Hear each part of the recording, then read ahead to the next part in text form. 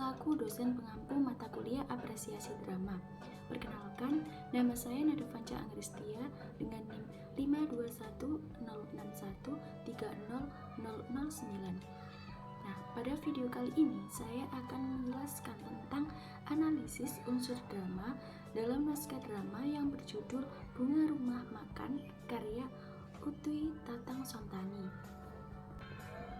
Nah, sebelum saya menganalisis unsur drama yang ada dalam naskah tersebut, maka saya akan menjelaskan terlebih dahulu apa itu naskah drama dan juga unsur-unsur drama.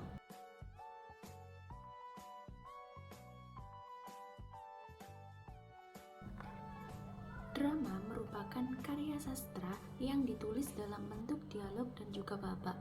Hal itu sejalan dengan pendapat Waluyo pada tahun 2001 yang menyatakan bahwasannya drama adalah salah satu karya sastra yang ditulis menggunakan bentuk dialog dan berdasarkan konflik batin, dan drama juga dapat dipentaskan.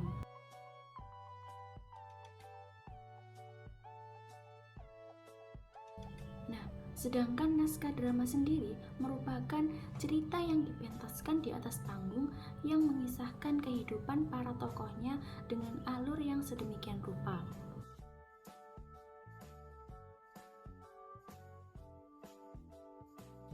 Drama sendiri memiliki unsur-unsur pembangun, yang mana ada dua unsur pembangun, yaitu yang pertama ada unsur intrinsik dan yang kedua adalah unsur ekstrinsik, yang mana dalam unsur intrinsik tersebut meliputi tema, tokoh dan penokohan, alur, dialog, wawancang, kramagung, kemudian latar, konflik, dan juga amanat.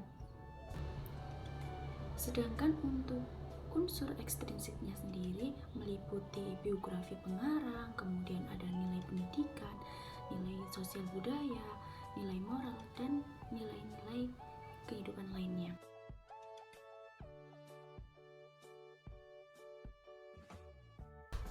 Unsur intrinsik yang pertama dalam naskah drama Bunga Rumah Makan ini yaitu tema, yang mana tema merupakan ide pokok utama yang terkandung dalam sebuah naskah drama.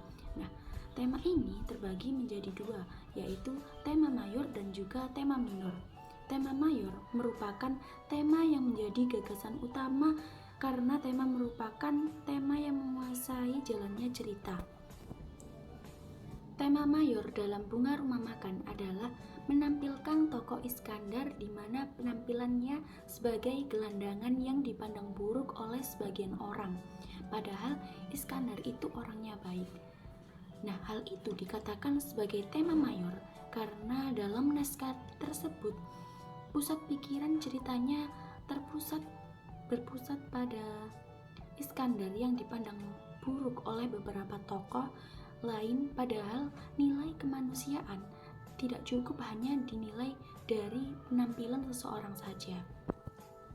Hal tersebut terbukti pada dialog yang pada adegan ke-13 yang mana Ani mengatakan, "Memangnya aku masih tetap seperti kau, tidak tahu adat kesopanan, duduk bukan di tempatnya duduk." Kemudian Iskandar menjawab, "Aku masih rakyat bebas. Tapi di sini rumah makan, bukan kebun tempat gelandangan berbuat semuanya." Iskandar pun menjawab, "Gelandangan? Ya, aku menggelandang. Tapi bagiku, lebih baik aku jadi gelandangan daripada seperti kau, diam di sini untuk jadi boneka yang mendagangkan kecantikan." Sedangkan tema yang kedua yaitu tema minor. Tema minor ini merupakan tema pelengkap karena kehadiran tema minor mempunyai fungsi untuk melengkapi tema mayor. Nah, tema minor dalam naskah drama Bunga Rumah Makan digambarkan oleh beberapa tokoh yang ada dalam drama yang memiliki pandangan hidup yang berbeda-beda. Hal itu digambarkan oleh tokoh Iskandar yang memandang bahwa manusia harus hidup apa adanya. Hal tersebut terbukti pada dialog berikut. "Gelandangan? Ya, aku menggelandang, tapi bagiku lebih baik aku jadi gelandangan daripada seperti kau, diam di sini untuk jadi boneka yang mendagangkan kecantikan." Nah, Hal tersebut terbukti pada adegan ke-13. Kemudian unsur intrinsik yang kedua yaitu tokoh dan penokohan. Untuk tokoh dan penokohan yang pertama ada Ani. Nah, Ani di sini memiliki sifat penolong yang ditandai dari sikap Ani yang sering membantu pekerjaan Koki. Watak tersebut terdapat pada adegan 2, yaitu saya membantu pekerjaan Koki, Mas. Tokoh yang kedua yaitu perempuan. Dia memiliki watak yang baik hati karena ia selalu membeli dagangan yang dijual oleh Ani dan menjadi langganan di rumah makan Sambara. Nah, watak tersebut terbukti pada adegan ketiga. Perempuan, saya hendak membeli manisan belimbing, masih ada? Oh, ada nyonya, berapa puluh? Jawab Ani. Kemudian perempuan menjawab, 20 saja, lebih dari 20 uangnya tidak cukup. Kemudian tokoh yang ketiga yaitu pengemis. Ampun Nona, ampun. Ani menjawab, ya, kalau sudah ketahuan minta ampun. Pengemis, saya tidak akan mencuri kalau saya punya uang. Bohong. Nah, dari kutipan dialog di atas dapat disimpulkan bahwa tokoh pengemis berwatak pencuri. Meski sering diberi uang oleh Ani, tokoh pengemis masih berani mencuri makanan di rumah makan Sambara. Dan hal tersebut terletak pada adegan keempat. Kemudian tokoh selanjutnya yaitu Sudarma. Dia memiliki watak yang pemarah dan juga pelit karena ia telah berkata kasar kepada pengemis dan juga tidak mau memberi uang kepada pengemis. Hal tersebut terbukti pada kutipan dialog berikut. Tak perlu pemalas biar mati kelaparan, toh didatang ke sini hanya mengotori tempat ini saja. Dan terbukti pada adegan kelima. Tokoh selanjutnya yaitu dua pemuda yang memiliki watak genit yang ditandai dari perkataannya yang sering menggoda Ani. Dan dibuktikan pada dialog di adegan ke-9. Pemuda satu, tapi anehnya saya ini tidak suka dengan yang enak. Ani pun menjawab, mengapa? Pemuda 2, sebab dia bukan manusia biasa, Nona. Keluar biasanya ialah kalau Nona sudah sekali kenal dengan dia, maka dia. Pemuda 2 pun menjawab, ya, nanti saya kan menelpon ke sini, asal saja diberitahu nama Nona dan juga nomor telepon di sini. Kemudian tokoh selanjutnya yaitu Rukoyah, di mana ia memiliki sifat bijaksana. Hal itu dibuktikan dari beberapa perkataannya yang sering menasihati Ani tentang apa itu cinta, yang mana terbukti pada kutipan dialog di adegan ke-12. Aku ingin bertanya, apa keinginan menyerahkan jiwa dan raga kepada laki-laki itu? Menurut perasaan saja atau juga menurut pikiran? Sebab menurut pendapatku, cinta itu baru benar jika pikiran turut menghitungnya. Tapi ini hanya pendapatku saja, pendapat seseorang perempuan yang tidak mau dipandang lebih rendah oleh laki-laki, oleh makhluk yang umumnya memandang hidup dengan pikiran. Kalau akan menghadapi laki-laki dengan wawasan saja, alamat akan celakalah aku sebagai perempuan. Kemudian tokoh selanjutnya yaitu Iskandar.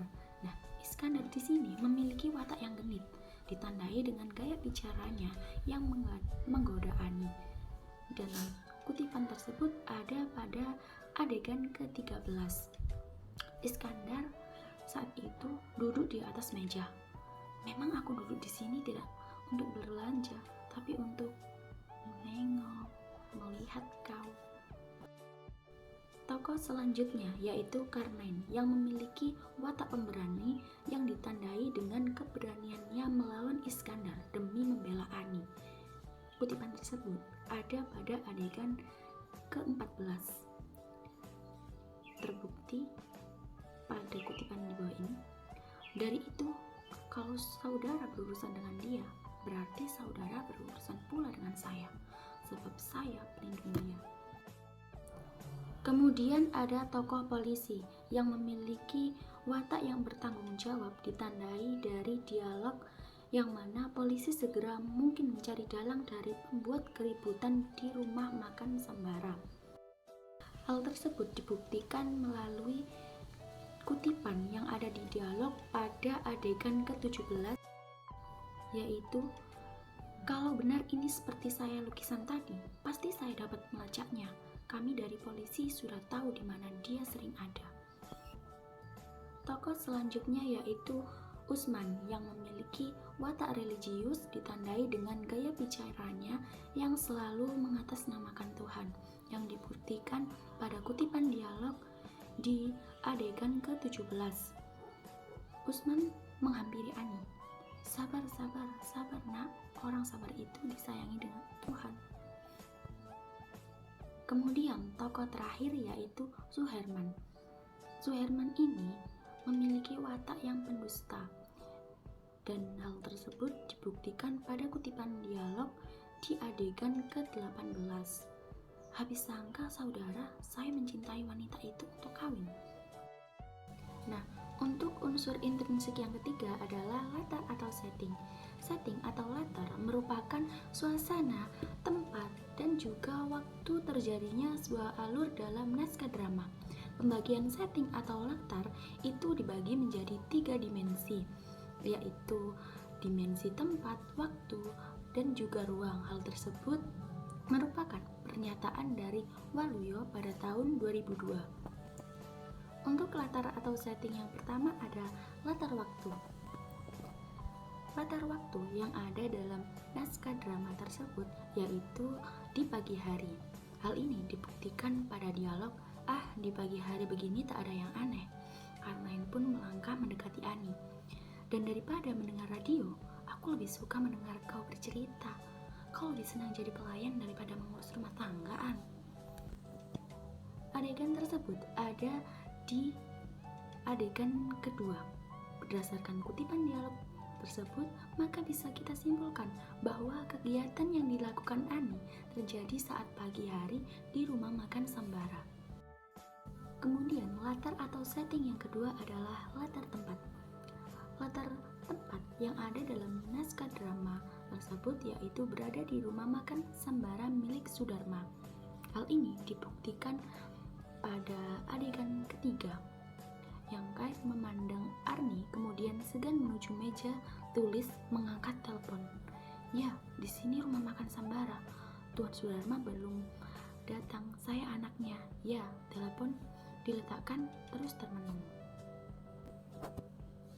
Lalu, latar yang ketiga adalah latar suasana. Nah, suasananya di sini itu suasana mesra. Hal ini dibuktikan dengan perkataan Karnain yang mencoba untuk menggoda Ani. Kutipan tersebut ada di dialog pada adegan kedua. Karnain, "Tapi aku suka melihat kau masak, An.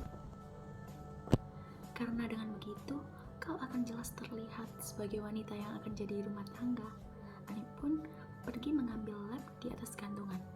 Mas, kalau saya mendengar perkataan rumah tangga, saya suka gemetar. Saya masih suka bekerja seperti sekarang ini." Kemudian ia mengelap radio. Keempat, ada unsur intrinsik yaitu dialog. Nah, dialog merupakan percakapan antara dua orang atau lebih. Misalnya, dalam naskah drama Bunga Rumah Makan ini ada percakapan antara Ani dan juga perempuan. Seperti, "Oh, Nyonya, silakan masuk." Ani pun langsung menghampiri lalu meraba-raba kantong. "Rupanya baru pulang dari pasar ya. Oh, Nyonya membeli sandal juga. Berapa harga sandal begitu, Nyonya?" Perempuan, "Rp3. Mahal, Nona. Saya beli karena saya butuh saja." Mengeluarkan sandal dari kantong, memperlihatkan sandal kepada Ani. Unsur intrinsik yang kelima yaitu alur atau plot. Waluyo pada tahun 2002 menyatakan bahwasannya alur atau plot merupakan jalinan cerita atau kerangka awal hingga akhir yang berada dalam naskah yang merupakan jalinan konflik antara dua tokoh yang berlawanan. Naskah drama Bunga Rumah Makan karya Utuy Tatang Sontani ini menggunakan plot maju atau agresif. Hal itu ditandai dengan adanya tahap awal, tahap pertengahan, dan tahap klimaks, di mana hal itu sejalan dengan pendapat Nurgianto pada tahun 2012 yang menyatakan bahwasannya plot maju atau sering juga disebut dengan plot agresif ini merupakan plot yang menceritakan kronologis peristiwa yang kemudian menjadi penyebab terjadinya peristiwa tersebut terjadi. Nah, alur bagian pengenalan merupakan alur yang menceritakan awal mula Ani tiba di rumah makan Sambara. Alur tahap awal yaitu bagian permasalahan konflik awal tokoh utama. Hal tersebut ditandai dengan datangnya Iskandar ke rumah makan tersebut. Tetapi ia sama sekali tidak memesan makanan dan hanya mampir duduk saja. Alur tahap pertengahan bagian permasalahan lanjutan tokoh utama, di mana pada adegan tersebut Ani kembali bertemu dengan Iskandar dan terjadilah keributan antara Ani dan juga Iskandar. Kemudian ada alur tahap anti klimaks yang dibuktikan masih adanya konflik tetapi tidak sepanas konflik yang terjadi pada adegan sebelumnya. Alur tahap klimaks terjadi pada saat konflik permasalahan yang sudah mencapai titik puncak. Alur tahap akhir ditandai dengan meredanya konflik pada drama tersebut dan diakhiri dengan Ani yang memilih pergi bersama Iskandar. Untuk unsur intrinsik berikutnya adalah konflik. Nah, konflik pada drama merupakan kualitas komunikasi dan situasi yang dapat menimbulkan perhatian, kehebatan, ketegangan di mata penonton yang dilukiskan dengan gerak di atas panggung atau sebuah kehidupan yang fantastis yang dideskripsikan secara langsung di muka sendiri melalui percakapan atau dialog. Konflik-konflik yang terjadi dalam naskah drama Bunga Rumah Makan karya Utui Tatang Sontani ini adalah konflik yang terjadi berupa pertengkaran antar tokoh dan pertengkaran tokoh dengan dirinya sendiri. Pertengkaran antara tokoh terjadi antara Ani dan juga Iskandar, sedangkan pertengkaran tokoh dengan dirinya sendiri terjadi dalam diri Ani. Konflik antara Ani dan juga Iskandar terbukti pada kutipan dialog berikut. Iskandar, sangkamu aku seperti mereka, datang di sini untuk minum karena ditipu oleh kecantikanmu. Ani, tutup mulutmu. Tidak, selama bibirku melekat pada badanku, aku berhak berkata kepadamu. Hak apa? Memangnya aku ini kerabatmu yang boleh kau hina? Memangnya rumah makan ini rumahmu, tempat engkau berkata dan berbuat semaunya terhadap orang lain? Ya, aku tahu engkau menaruh dendam kepadaku, sebab kau cinta kepadaku, tapi tak sanggup mengatasi laki-laki lain, lantaran engkau tidak bekerja, kecuali mondar-mandir mengukur jalan. Iskandar, bangkit berdiri. Apa? Aku cinta padamu? Memang aku ini buta. Sangkamu aku suka melihat kecantikanmu? Bah, apa arti wajahmu? Lekas pergi, tak sudi aku melihat mukamu. Dasar lancongan, tak tahu adat, gampang saja membuka mulut. Kemudian, konflik antara pertengkaran tokoh dan juga dirinya sendiri yaitu Ani terjadi pada kutipan dialog berikut. Saya ini sendirian di dunia ini, tak punya ibu, tak punya bapak, dan orang yang saya anggap tempat menumpang diri ternyata tidak sayang. Ia pun mengisak. Nah, kutipan dialog tersebut ada pada adegan ke-17. Berdasarkan kutipan dialog tersebut, dapat kita simpulkan bahwa tokoh utama Ani tidak mempunyai tempat tinggal tetap. Selama ini, ia hanya menumpang hidup di rumah makan milik Sudarma. Semasa ia tinggal di sana, Ani tidak pernah merasakan kasih sayang. Sebaliknya, ia malah banyak dimanfaatkan oleh orang-orang karena sifat lugunya yang dimiliki oleh Ani. Unsur intrinsik berikutnya adalah wawancang dan juga kramagung. Wawancang adalah dialog atau percakapan yang harus diucapkan oleh tokoh cerita. Sedangkan kramagung adalah petunjuk perilaku, tindakan, dan juga perbuatan yang harus dilakukan oleh tokoh dalam drama. Yang mana kramagung sendiri itu ditandai dengan tanda kurung dan juga dicetak miring. Untuk wawancang sendiri bisa dilihat atau dibuktikan pada kutipan di adegan ke-9 yang pemuda satu mengatakan, "Tapi anehnya saya ini tidak suka dengan yang enak." Ani, "Mengapa?"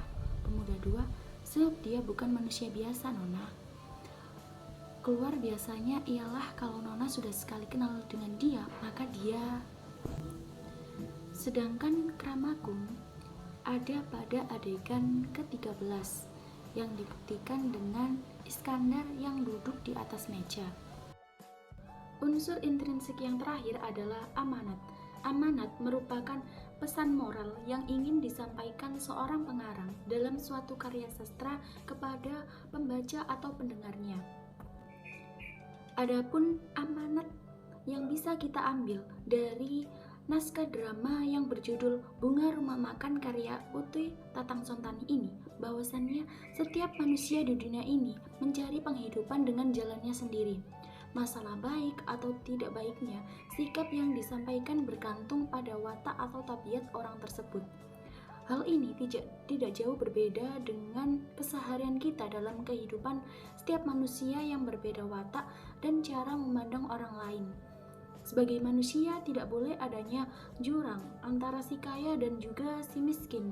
Walaupun seseorang itu disibukkan dengan pekerjaan, hendaklah memberikan perhatian baik kepada orang yang tidak mampu, karena sebagian harta kita adalah hak bagi orang lain.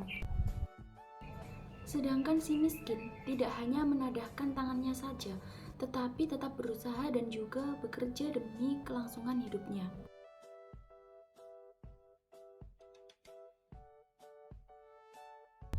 Unsur pembangun drama yang kedua adalah unsur ekstrinsik. Unsur ekstrinsik yang ada dalam naskah drama yang berjudul Bunga Rumah Makan karya Utuy Tatang Sontani itu ada dua. Yang pertama ada biografi pengarang, yang kedua ada nilai pendidikan. Nah, nilai pendidikan tersebut terbagi menjadi tiga, yaitu nilai pendidikan religius, yang kedua nilai pendidikan moral, dan yang terakhir ada nilai pendidikan sosial. Naskah drama Bunga Rumah Makan merupakan karya dari sastrawan terkemuka angkatan 50 yang bernama Utuy Tatang Sontani. Utuy dilahirkan di Cianjur pada tanggal 31 Mei pada tahun 1920. Dan kemudian ia meninggal di Moskow pada tanggal 17 September tahun 1979. Utuy Tatang Sontani ini merintis karir sejak zaman penjajahan Jepang dan berhasil menulis beberapa karya sastra yang terkenal hingga saat ini. Adapun karya sastranya seperti Suling, itu drama, kemudian ada roman yang berjudul Tambera, kemudian ada Sayang Ada Orang Lain yang merupakan drama satu babak, dan salah satu karya sastranya yang terkenal adalah naskah drama Bunga Rumah Makan pada tahun 1945. Nah, dalam naskah tersebut berkisah tentang perjuangan seorang perempuan yang bekerja sebagai pelayan di sebuah rumah makan. Nah, perempuan ini mengalami konflik-konflik hampir setiap hari di rumah makan tersebut. Lalu unsur ekstrinsik yang kedua yaitu nilai pendidikan. Nilai pendidikan yang pertama ada nilai pendidikan religius. Nilai pendidikan religius merupakan nilai pendidikan yang wajib dimiliki oleh seorang muslim, karena melalui nilai pendidikan religius ini seseorang tidak akan tersesat di jalan kehidupannya. Nilai pendidikan religius dapat dilihat ketika Ani tidak mempunyai apa-apa dan merasa menyerah dengan kehidupan ini, dan kemudian datanglah Usman yang datang menguatkan Ani. Seketika itu Ani kembali kuat untuk menghadapi masalah yang ada di kehidupan Ani. Naskah drama Bunga Rumah Makan karya Utuy Tatang Sontani ini terdapat nilai pendidikan religius yang terbukti pada kutipan dialog Ani, "Saya ini sendirian di dunia, tak punya ibu, tak punya bapak, dan orang yang saya anggap tempat menumpang diri ternyata tidak sayang." Nisa. Usman menghampiri Ani. "Sabar, sabar nak, orang sabar itu disayang Tuhan." ada pada adegan ke-17. Nah, pada cuplikan dialog tersebut, bahwa setiap orang yang kesepian dan juga menyendiri, mereka tidak benar pernah merasa kesepian jika mereka punya Tuhan. Karena Tuhanlah yang selalu ada, yang maha pengasih dan juga maha penyayang. Selain itu, tokoh Usman juga menasihati Ani bahwa orang sabar itu akan disayang oleh Tuhannya. Nilai pendidikan yang kedua ada nilai pendidikan moral. Nilai pendidikan moral merupakan nilai yang harus dimiliki oleh setiap orang, karena melalui pendidikan moral ini kita dapat membedakan mana perbuatan yang boleh dilakukan dan mana juga perbuatan yang tidak boleh dilakukan. Nilai pendidikan moral dalam naskah drama Bunga Rumah Makan karya Utuy Tatang Sontani ini dapat dilihat ketika Ani mampu bertindak tegas dan juga memilih perbuatan yang baik dengan pergi dari rumah makan Sambara, karena jika Ani terus menjadi pelayan akan banyak masalah yang timbul. Hal tersebut dapat dibuktikan pada kutipan dialog di adegan ke-20. Polisi mengatakan, jadi perkataan Nona tadi bahwa dia menghina Nona itu tidak benar. Ani menjawab, iya. Polisi, tidak benar dia sudah melahirkan ejekan, menyebut penipu dan sebagainya kepada Nona. Ani, betul dia berkata begitu, tapi saya yang dungu tidak mau berterus terang bahwa sebenarnya apa yang dikatakan itu mengandung kebenaran, bahwa sebenarnya saya sudah dusta kepada diri sendiri dan juga kepada orang lain. Kemudian Ani keluar sambil menginjing koper. Usman, mau kemana, An? Ani, saya mau keluar dari sini. Sudarma, nanti dulu, jangan tergesa-gesa begitu, An. Siapa yang menyuruhmu keluar dari sini? Aku sayang kepadamu dan berjanji akan menaikkan gajimu asal jangan pergi dari sini. Ani, tidak, saya sudah bulat ingin pergi.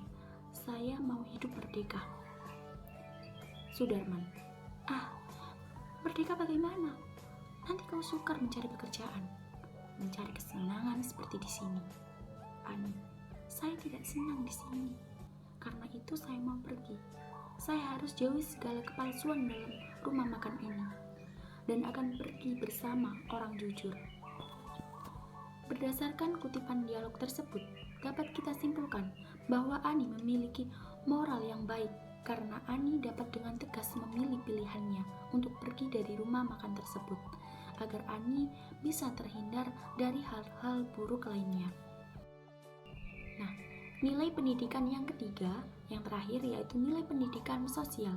Nilai pendidikan sosial merupakan nilai yang mengajarkan kepada kita tentang pentingnya hidup bersosial yang baik dan tidak melulu mementingkan kehidupan individu, melainkan mementingkan hidup secara berkelompok.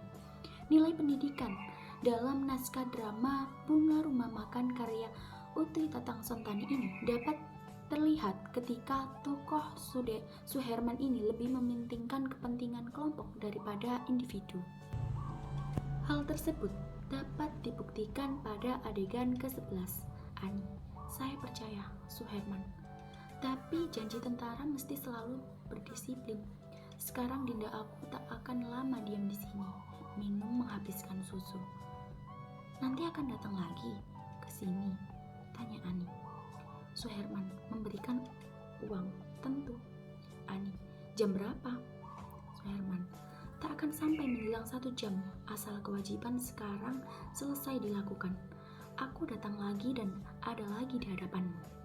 Nah, berdasarkan kutipan dialog tersebut, dapat disimpulkan bahwasannya nilai sosial yang dilakukan oleh tokoh Suherman, hal itu dibuktikan oleh Suherman dalam adegan ke-11, di mana tokoh Suherman ini lebih mengutamakan kepentingan kelompok dibandingkan kepentingan pribadinya. Nah, itu tadi penjelasan dari saya mengenai analisis unsur pembangun drama, baik itu unsur intrinsik maupun unsur ekstrinsik yang terdapat dalam naskah drama yang berjudul Bunga Rumah Makan karya Utuy Tatang Sontani. Semoga bisa bermanfaat untuk kita semua. Dan kurang lebihnya saya memohon maaf yang sebesar-besarnya. Wassalamualaikum warahmatullahi wabarakatuh.